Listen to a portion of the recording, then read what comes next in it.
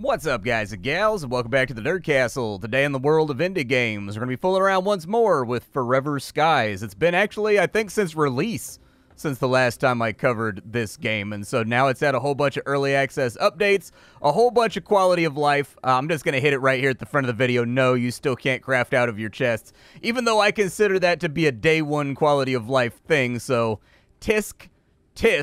But today we're going to take a look at the game for about 30 minutes and see if it's something you wanted to add to your wish list, or if it's one of those games that's not for you and you wanted to give it a big ol' pass. If after watching this you did want to get the game for yourself, I got a link for you down below in the description. The game will be available there. It's still in early access, but it has been chugging along. Like, the developers have been making progress. This is not one of those early access games that doesn't really get updates. It gets a couple a year, and they seem to be fairly sizable with regards to what they add. The developers seem to be mostly focused on making the game smoother, performance, and also, I guess, quality of life-wise, but there is new content coming out along with those things. Alongside the stuff you're going to find down in the description, you'll also find a link to my Twitch stream and my Discord, where I'm live many days a week, and I'd love to be your host, but let's crack right on into the game.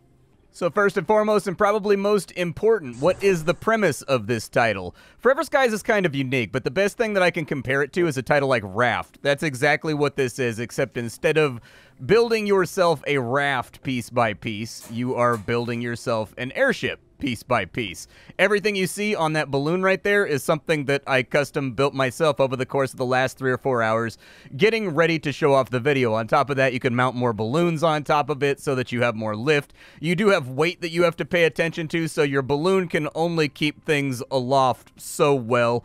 And then from there, as you upgrade your balloon, you can add more floor tiles, wall tiles, scaffolding tiles, things of that nature. And then from there, you're also going to put turbines and engines on it to make it go faster, because you can fly all throughout this post-apocalyptic world. Oh, it looks like they're getting some California weather out here.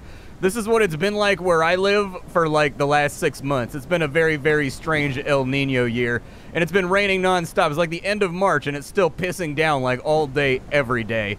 Along the way, there is a narrative, there is combat, you can fight with enemies. The combat is kind of like so-so. The animations could be tightened up and made to be a little bit more snappy, but you are able to fight things, which I think the last time I played the game, there weren't really any threats inside the title that you had to go up against. That's a distillery right there. Along the way, what you're trying to do is that you're from a space station that's way up in orbit, and you've been sent down sort of as like a sacrifice to the planet, I guess. They send people down sporadically, and the goal of those people is to try and figure out how to cure a virus that has ultimately wiped out humanity on Earth and made the planet completely and totally uninhabitable. Are they gonna make me do platforming over here, dude?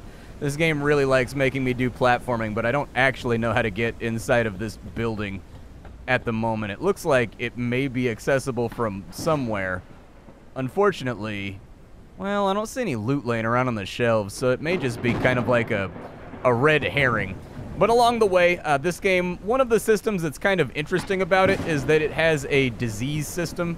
Basically, the way that the disease system works is because the entire premise of the game is that the planet is totally encased in sort of like these viral threats that humanity can no longer live amongst. You will be doing the research, and you will be trying to figure out exactly how to cure all the random bugs that you get. And there are some interesting diseases in this game. The first one that I contracted was called photophobia, which means that if I have a flashlight on, or if I'm looking at any light source like the sun, my health starts ticking down. There's a bunch of little things like that that you can fool around with inside of here. There's other ones that nerf your stamina, or like make you run slower, or make you attack weaker, things like that, and they last for quite a long while, and so you're gonna have to figure out how to cure that stuff if you really want to get anything done efficiently. This place is actually, aside from the polymers, which I picked up, like, I'm stoked about the 10 polymers because I need those for research. Water bottles, not an awful idea, but they do take up an awful lot of inventory space. And so I don't know if I want to, like, haul them out of here or not. Like, I have enough water bottles right now, but they are kind of, like, resource intensive to make. Right now I'm on a platform looking for polymers. I think I succeeded at that. I have all the polymers that I'll ever need, but each of these little platforms that you can go up on top of also usually has like a solid state battery around somewhere. And solid-state batteries are basically the fuel for just about everything in your base. If you run out of solid-state batteries, you are maximum strength hosed. And so on every single facility, you'll find one of these little power generators or like one of these little fuse boxes. You can bust it on open, and you can take the solid-state battery out of it. Everything in your base runs off solid-state batteries, so you are going to have to make the occasional side trip to go grab a whole bunch of solid-state batteries from random places. Stay on top of it. I've found that you don't really need to look for them if you're picking them up as you go to the storyline locations that the game wants you to go to. Because there's a storm right now, I'm not really going to be able to do too much. So if we fly at low altitude, that debris you see flying through the air, it can hit your blimp and it'll like mess it up, and then you got to spend a bunch of time doing repairs. Just like in Raft, you can gather the things floating through the air using this big laser gun right here. This is a deck extractor. Later on in the game, you get a wrist-mounted one that you can use just from the hip, basically, to harvest things whenever you want. But if you're at low altitude, those things strike you and they damage the boat. You got to go ahead and patch it on up. And if you're at high altitude during a storm, you get struck by lightning. And so I don't really want to fly at low altitude, but neither do I want to fly at high altitude right now. So I'll probably just take a little nap. We do have all of the associated meters that you would come to expect from a title like this. You've got your sleepiness meter, you've got your water meter, you've got your food meter. Just like in Raft and other survival games like this survival game, as you go through the game, at the beginning, you will probably find that the meters are fairly oppressive, and it feels like you spend a lot of time just like babysitting your meters and trying to keep them patched up and taken care of. The good news is, as you get further on into the game, it kind of doesn't really become an issue anymore, because once you can get up to higher altitude, you can get to greenhouses and things like that previous expeditions, not you, but previous expeditions have left down here. I need to recharge my flashlight. We'll put that on in there. You got a tool charger over here. So you've got a number of different tools. You've got like a building tool. It allows you to build stuff on your airship, everything from glass floors to ceilings to window walls. I do need to put in some window walls back here, I think. There we go. We'll slap those in right there. Perfect. And then I think I wanted like a window wall right here too for visibility. Sometimes the snap-in can be a little bit temperamental while you're fooling around with it. And of course, I've run out of all of the things that I had supplied. And so after I got those windowed walls in right there, I'm going to need to farm up some more stuff because these are just open right now. I haven't had an opportunity to fully encase my surroundings yet in glass and metal and stuff like that. It doesn't really matter. I haven't caught any diseases or anything just from having open windows or things like that. Storage in this game is a major concern. I do think that inventory management in this title needs a bunch of work. Now that the storm's over, I can take you guys up to altitude. I think I can only fly at like 300 meters, but there are kind of like different filters and things it applies as you get further and further up or lower and lower down. I prefer to fly at high altitude. That's just me personally. We also have a world map right here. You're going to craft that pretty early on in the campaign. That's going to allow you to dial yourself around. But for right now, they wanted me to go below the cloud, which is kind of like new content that I've never seen before. The last time I checked out this game, I think the storyline, when Early Access released, the storyline kind of stopped right when you got to about where I am right now. Can I harvest that from here? Hold on, let me see if I can get that metal over there. I cannot get that metal over there. All right, the good news is we have cruise control and whatnot on this thing. So I'm going to drop altitude down to like, let's call it 270-ish. Maybe 275. And then we're going to go forward. We do have to fuel this beast as well. One of the reasons why you have distilleries and things of that nature is because you are expected to be fueling up your turbines and all those kinds of things. Where'd that metal go? Oh, I missed it. I need to get some more of these anyways. There we go. And effectively harvesting up all these goodies is kind of like a mini game you play while you fly in between locations. Because your average air trip in this game is probably going to take like 3 to 5 minutes of you just kind of like sitting there staring at the wall. So I use this opportunity to just play this like a mini game and gather up all the metals and all the plastics that I possibly can from the atmosphere. Do Captain Planet a little bit of a solid, show that I care so that he doesn't turn me into a tree. I've never seen a purple light before. I wonder what that means. I've seen green, I've seen orange, I've seen red. All of those have different meanings. I'm kind of curious what the purple light means over there. I've never seen that one before. Doesn't really look like I can dock over there, but then again, you've got like a gangplank that you're going to research at one point or another in the game. We may need to actually take evasive action here and go underneath this guy to avoid a collision. But inventory management, as I was saying, inventory management in this game is an unnecessary hog beast. So they really, so the game is getting to the point where the complexity of the crafting and the amount of farming you have to do is actually greatly exacerbated by the fact that the inventory management is subpar. You've got a very small backpack in this game. You can't carry a whole lot of things. On top of that, you can't craft out of your chests. And so the chests themselves only have 9 slots, which means you're constantly fiddling with things and moving things around. And you spend much more time in inventory management than I would ever recommend for a game of this type. Let's go ahead and land her on down. I've got most of my meters babysat right now, so we don't need to worry about all of them. I do need to whip up another storage chest, so I'll do that right now on the Fabricator. The Fabricator, you can also feel like a very strong Subnautica influence in this game. I would say that it's Raft in terms of gameplay, Subnautica in terms of theme and aesthetic. But let's take a look at this wreck over here. It told me that there was a lift that would take me down below the clouds, because you see that miasma down there? Human beings can't go beneath that. That's actually like viral material that will kill you basically instantly by infecting you with every disease known to man. And what does this say? I keep telling everybody it's not a good idea to attach a mobile lab point here, but they insist. They explain they need to do some research here or something. I don't know anything about it. I've been involved in construction all my life. What I do know is that the scaffolding barely holds and wobbles at the slightest breeze. Of course, nobody listens to me. They'll still find out when the whole thing falls apart. Okay. This place had a purple light on it, so I don't know if that means it's going to be like a tangible threat inside of here. I can make a crossbow, but I haven't made one yet because I'm lazy. This thing right here is a loot chest. If you have repair paste, you can fix it to the point that it can be opened, like so. But I don't know if I can actually jump over to that. Like I said, this game has a weird fascination with platforming, considering how clumsy the platforming actually is, like the jumping and all that kind of stuff. So you will end up hopping around a little bit inside this game in order to get after the best bits of loot. We got some plastic scrap inside of there. We've got some synthetic fuel. I could definitely get down on that. Looks like we've got another stairwell over there. Oh, I fell through.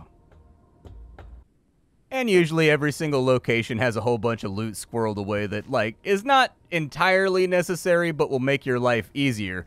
Along the way, you're also going to find blueprints for new machinery. When you scan them, you get new things. So that gave me a ship workstation, which is kind of an interesting idea. We'll have to take a look and see what that does. But I'm guessing, as with most of these facilities, the thing we want is going to be at the top of it. So let's get on up the ladder right here. If you look at your shadow, there's no actual climb animation. By the way, it'll just show your character walking up the ladder. There's a solid-state battery. I could always use one of those. Looks like I can walk down the railing back here. Maybe, actually. It looks like possibly there's an invisible wall right there to stop me from... Oh, yeah, there's an invisible wall right there. Interesting. But it looks like we can climb down into the facility over here on the other side. There is fall damage, so be careful about it. An access module. I don't have one of those. Do I have to make an access module? Yeah, I just got a new research for making an access module, so apparently I need to, like, manufacture some kind of thing that will make my life easier. You will also occasionally find laptops around if you follow the little cables. Typically, there will be a spot where you can plug this thing in, like one of the solid-state batteries, and it should turn the computer back on, which, in my experience, gives you a big old info dump of, like, random in-game lore. There hasn't been any voice acting or any of their characters yet, from what I've seen so far. But I think we're dead in the water till we get that access module. In its own way, each of these locations is kind of like a little jumping and also crafting puzzle you've got to work your way through, which does help break up the monotony of just like farming resources, which is a big chunk of the gameplay outside of this. So back on board, my research terminal is over here. There are a lot of researches in this game. There's a whole bunch of them. Basically, there's an entire research tab for every single machine in the game where you research things. If we wanted the access module, it looks like I need a pass component. Okay, I think I can make the pass component already. I think it's like in this menu. Yeah, I need electronic components for that. So electronic components in hand. Let's bang that guy out. Now, researching the object does not give you a copy of the object. It just uses up the materials. Then you need to do it again. I would suggest maybe that the research just give you one in your inventory the first time you do it. There's a lot of farminess to this game, and so kind of like diminishing that. The other option that they could have is to get a deck gun that's like automatic and just auto-harvest things while you're flying around. That would also be great because it would function kind of like the nets in Raft that take a lot of the burden off of you to have to like fish and like gaff things in. Okay, so the access module is going to take another pass component. I need to make like a grid of these two. They take a little while to craft, but I just haven't gotten around to it yet. I was probably going to put like 3 of them over here, but I think I'm going to need a little bit more cabin space in order to do that.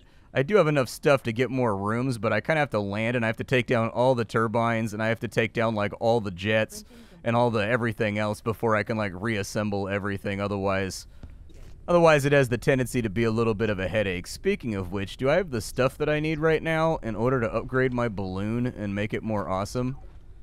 Like, how hard would it be for me to make my balloon bigger? I just need 120 synthetics. It might actually be worth it. Maybe I'll do that before the end of the video so you can see me add a new balloon over here. Now that we've got our pass key, it should open up this door for us right here.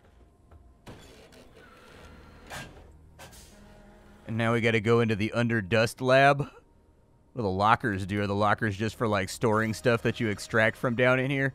An organic printer. Interesting. Let's go ahead and scan that too. So that allows me to make oxygen tanks. It allows me to make some other goodies as well. Okay. Let's just drop down in here and kind of see how it goes. This is new content to me. I wasn't able to go under the dust the last time that I played the game. So down, down, and away we go. Ooh, dude, it's getting a little farty out there, dude. Need some Beano. Oof, a little bit of chuggy load right there, too. A little bit of loss of frame rate as well. All right, the Underdust. We don't have a ton of oxygen. It's going down pretty rapidly, so we're going to want to keep... Do those try to hurt me? They don't try to hurt. What about you? Do you try to hurt me? No, you don't try to hurt me either. Okay. There's a beehive over here. We're going to want to get rid of that. I got meningitis? You must be kidding me. I didn't even know that was... I guess it's a virus, isn't it? Like viral meningitis. So I guess it's a thing. We got some epoxy down here, crossbow bolts. What else is rattling around? A bunch of threatening-looking plants. What is this thing? It requires a battery. Can I scan it? An oxygen refill station. Yeah, that would probably be a useful thing to have. I don't really have an extractor or anything on me right now, but I get the feeling this is going to be a short trip. Maybe, since I'm... Ooh, an energy crystal. I need that. Energy crystal is good. Energy crystal is really, really good. I needed that to make the wrist-mounted, as I recall anyways, the wrist-mounted disassembler thingy. Let's get back in here. Oh boy, meningitis is affecting me. It's not great. Meningitis causes your brain to swell up. My uncle died of viral meningitis when he was 17. He went to the mall, came back home, said it felt like he was getting the flu and went to bed and never woke up, man. Meningitis is no joke. Like, meningitis, most people think it's the flu, and so that's how it gets them, is you can really only cure viral meningitis if you are quick on the draw and you catch it early. If you catch it too late, there's basically nothing anybody can do for you. So unfortunately, all the blueprints that we just picked up, they aren't actively inside of our research station. So I'm guessing that I need some kind of new workstation in order to make this all work. I'm guessing it's the ship workstation, maybe? It's going to function as like a... I'm guessing it's the ship workstation, and I'm guessing it's going to work as kind of like an advanced research bench or something, because I don't see anything in here that allows me to, like, craft or build any of the stuff that we just scanned down in the underneath, and none of it was added to the research station either, from what I can tell. Or at least it's not manufactured from the fabricator. So I'm guessing we need more stuff in order to make this work. The downside to that is I don't think I have a way to recharge my oxygen. I can do a crystal battery, which is, I think, what the thing down there needed in order to get my oxygen recharged, but it's kind of hard to say. And, of course, for the crystal battery, we got to go back down in and we got to find more crystals because, once again, you use up the stuff researching. You don't actually get a copy of the item, but I would change that around pretty aggressively if it was my game that I was working on. We're also a little bit low on food. I'm a little bit concerned about that situation, too.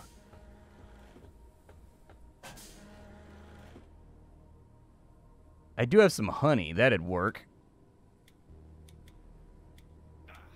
Yeah, just eat the honey. I don't care if I take damage. That's perfectly fine. I just need to get myself strapped back in so we can go out. It looks like your oxygen bottle refills all by its lonesome. I also have an organic printer right here. Can I fix this one? Or, like, pick it up or anything? Normally with these little stations right here, you can pick them up. But it doesn't look like it wants me to pick this one. I guess that printer, we can't make that right there. Luckily, there's another energy crystal right there. And our oxygen bottle refilled when we went back up to the surface. So let's just keep an eye on things. We'll grab another energy crystal over here. I'm going to try to roughly remember where I need to be at. Food ration, plastic scrap. I do need another polymer for a research. Did that thing just try to hit me? I don't know if that thing just tried to strike me, dude. Kind of felt like it tried to strike me. I don't know if that's the truth, though. Ooh, I need these. These green colanders right here. These green colanders, they make the medicine that cures, like, every single virus in the game. Like, every virus I've caught so far requires me to have that. So that needs a crystal battery in order to function. Okay, all right. I don't know if I'm hurting it.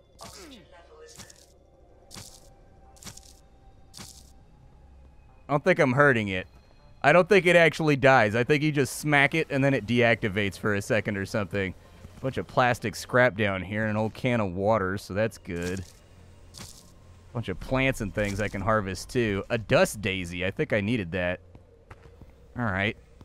Let's go back to the elevator, which I think was right over here.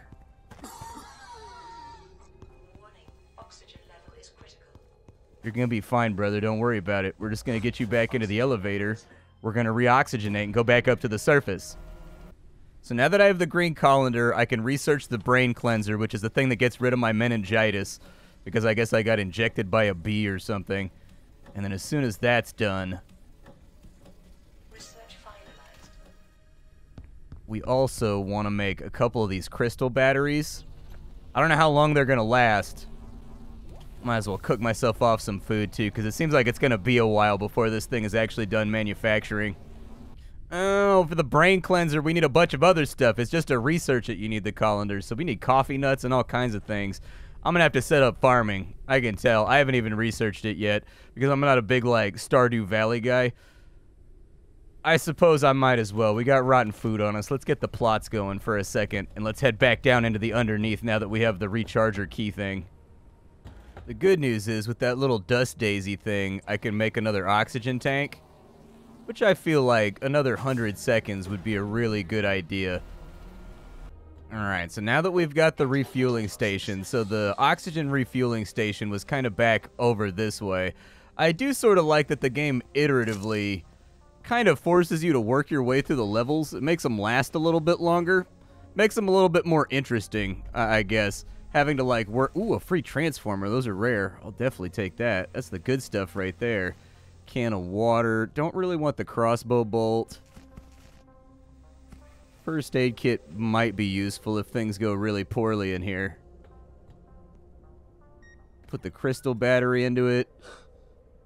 Hey, and looky there. If I swap out the other tank, is it fully refilled? It's not. Okay, so having multiple tanks is not going to help you here. That's not going to be the safety mechanism that saves your life. It looks like there's a way to climb up and maybe I can go underneath. No, can't go underneath. How long does the battery last on this thing?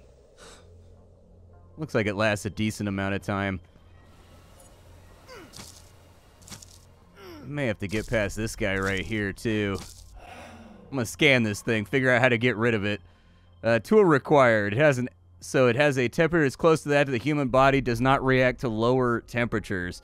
So I need like a hypothermia unit, and I guess those things probably go inactive once I have that, and then I can walk past them.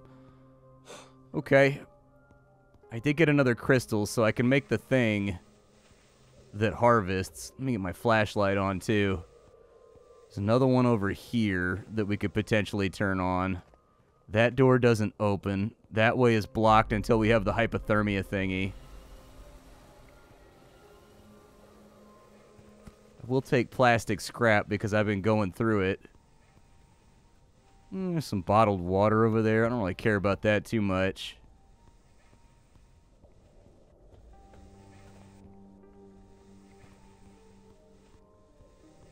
Kind of eerie in here, isn't it? Oh, we got something right here. What is this?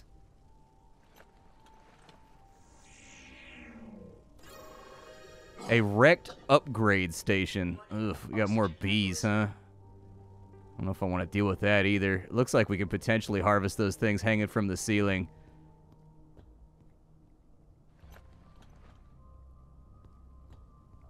Man, I'm about to get my meningitis to go away, too. That little meter in the bottom left is how long it's going to last.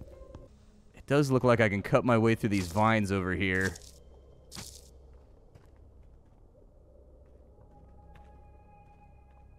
Although how much that helps me, I don't really know. Might not have been necessary to take down those vines. We may need to get... I don't think I can climb up on that thing right there. I mean, it looks like I can sort of go up this way. There's an old can of water right there. I don't know if I'd want to drink a can of water from an environment like this, but it's tempting.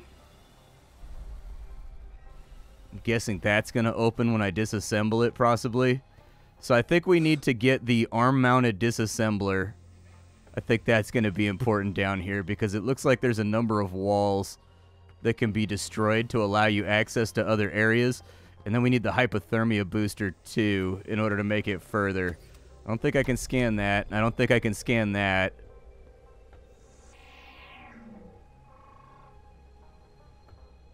Can't scan that. All right, so there's going to be, like, other... Ooh, epoxy. Nice. Epoxy's like an advanced item that it's kind of a pain in the ass to manufacture. The thing is, I've gotten kind of behind... Oh, that's choppable right there.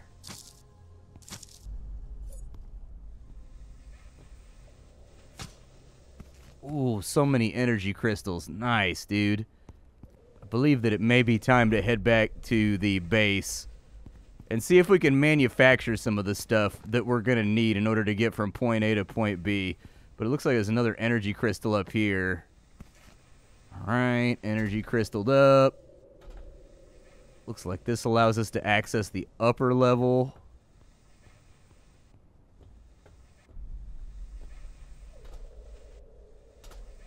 Which is going to give us another energy crystal. I do enjoy the exploration and, like, looking around the actual map itself. Like, they've hidden things very cleverly in this game, and I think that works to the game's favor. So back on board the base, we definitely want to get the wrist-mounted extractor. That's going to be one of the main things we need to pick up out here. It looks like I can also make new fuel out of the crystals that I've gotten from this location, which will probably be more efficient. You kind of work your way up over time. A large bottle would be good. I wouldn't be against a large bottle. If we had some more polymers, we could research the water tank, and I think I have some laying around here somewhere. There we go. I got some right there. Let's get a water tank. And then over here, I need to get this going, and we need to make an extractor. It's going to take a crystal battery to get it done, though, and I think I'm running low on plastic scrap. Now that the research is finished off, needs a new solid-state battery, we'll just slot one of those in right there. And for the upgrade station, it looks like I need 20 glass. Did I store all my glass? I think I used all my glass researching the water tank. But the other thing that I did want to do is I wanted to take a look inside of here and figure out the farm plots. So for a garden plot, I'm going to need quite a few more synthetics. And from where we're sitting right now, I don't know if I can actually tag those things. So I may need to take the ship off the dock for a second, just to give myself line of sight to shoot some of these things out of the air. But like I said, it's a pretty farmy game. I don't think it's like egregiously farmy. I think what makes it feel egregiously farmy is the fact that there's really bad inventory management. Just like the inventory is too small, there's no crafting from chests. In my opinion, the seconds it's inside of a chest, it should be detected by just about everything in the area. From there, the character has like an unnatural weight to him. I don't know if they did that to imply that you're wearing a spacesuit or something like that, but the movement does feel kind of sluggish when it comes to like the turning and the weight of the character, and that transfers into the platforming. The only reason I bring that up is because this game is very platform heavy. Like, a lot of the locations are basically just testing your puzzling skills, your jumping skills, and whether or not you've been keeping up with your tech tree to have the objects and the devices you need in order to advance further inside that biome. And so that weightiness right there, it sort of makes it feel clunkier than something like Raft, or clunkier than something like Subnautica. Those are really my initial observations after having played the game for probably the last 2 to 3 hours, is that I feel like the combat, the movement, the jumping, all that stuff could be a little bit snappier and a little bit more tactile, and the game would feel a lot better to play. But the base building is really, really nice. The game has a very strong sense of progression. Like, it's got gates like this right here, which we just arrived at, where it becomes apparent that you're going to have to unlock like a lot more things in order to make it further inside this biome. In order to get the garden plot knocked out, I need rotten food. I have some of that. And then let's throw this into here. I don't know if the garden plot needs to be outside. Dude, I cannot wait for this viral meningitis to go away. This thing is taking a hot minute. I guess I could take a nap. Oh, you can't sleep when you have meningitis. Gotcha. So you can't just sleep it off. Like, you actually have to have the curative ready to rock. On top of that, there also are smaller things that I've noticed while I've been playing the game. Is that the plot right there? So we've got seeds we can plant now. Okay, good. So green colander seeds are definitely going in there. We absolutely want lobster pepper. And I guess canola can go in there too. I don't know. Throw them on in there. Oh, so there's big seeds and there's small seeds. Okay, so it just needs water. I think I have water around here. Unfortunately, a lot of it's going to be toxic. I've got 5 water right there. Does it want dirty water or does it want normal water? There we go. We got to fill up the little tank right there, and then it'll be all good to go. The good news is I've got these rain catchers over here that have been doing a really good job, and then I've also got an air filtration sort of thing going on that we can play around with on that side. I need another water bottle is what I need. I need more water bottles. I'm glad I picked those up now. When we picked them up at the beginning of the video, I wasn't quite so sure that it was the best idea that I had ever had in my life. I will eat the boiled colander or whatever the hell that was right there. Look, I found a hedgehog statue. This game is going to be like speckled with random things you find on the map that you can use to decorate. There's also a painting tool. There's different wall materials. There's a decorating bench that allows you to add different textures and then like paint over them. There are posters and things that you can get to make the place feel a little bit more homey as well. But honestly, what I would focus on 100% with this game, were I the developers, is I would focus 100% on making it so you can craft out of chests. That's like a minor annoyance in some games, but in this game, it's a big annoyance because there's so many items and there's so many things, and the crafting system is so granular and full of objects that you are 100% going to find yourself spending more time filtering through various bins and filtering through various resources inside of crates than you are actually going to be playing the game. I spend a lot of time doing inventory management. So either take this bad boy and just extend it all the way down to here and give the player like 4 more rows, and also add in just more storage space. I mean, in the early game, all you get is these small storage boxes, and they store like nothing. Maybe I missed the bigger storage boxes while I was playing through the game. But other than that, the game is gorgeous. It seems to run reasonably well. It's a really interesting setting. I've enjoyed the lore thus far, and I found the game to be compelling. Like, I want to play it more. The strong sense of, I think, progression is what has kept me going with this one right here. and it's made the rest of it, like, tolerable. You will find some copy pasta when it comes to the stations and things that you board on top of. They tend to be kind of, like, similar to one another. Hey, our extractor's up and running. Nice. A lot of the locations will be kind of similar to one another, which does take, I guess, a little bit of the wonder out of exploring new locations, so they may want to actually work on getting a larger number of tile sets that you can slip on into when you go to all the various stations that are blinking right now on screen, because you will see, like, repeated locations pretty rapidly in this title. Like, you'll see it pretty fast as you're moving along your merry way. But this is Forever Skies. I definitely think that the game could 100% compete with Raft and, like, Subnautica. Maybe not Subnautica. Subnautica had a bigger budget and, like, voice acting and a really good storyline.